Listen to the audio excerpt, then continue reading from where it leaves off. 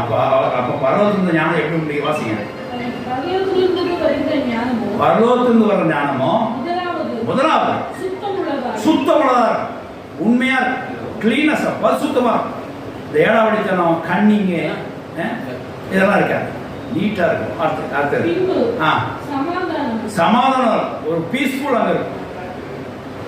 ஒரு ஞானமா நீ ஒரு காரியத்தை பேசினா அந்த காரியத்தை என்ன உண்டாகும்?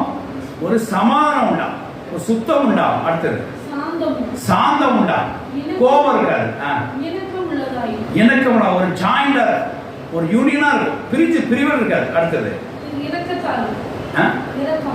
இரக்கத்தாலும் மெர்சினாலும் ஒரு நல்ல கனிகளோட சாட்சினாலும் நற்கனிகள் நிறைந்ததாயும் பட்சபாதம் இல்லாம, அதாவது பார்ஷியாலிட்டி இல்லாம மாயமற்றதாயும் இருக்கும்.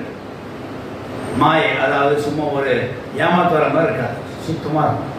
அப்ப வரத்திலிருந்து வந்து ஞானமாய் ஒரு செயல்பட்டா அந்த என்ன உண்டாகும்? சுத்தம் உண்டாகும், ஒரு சாந்தம் உண்டாகும், ஒரு சமாதானம் உண்டாகும், ஒரு யூனியன் உண்டாகும், ஒரு இரக்கம் உண்டாகும். மாயமற்ற பட்சபார பார்ஷியாலிட்டி இருக்காது. நான் 2 பிள்ளைகள் சொல்லுவேன், அவங்க இப்படி செய்ய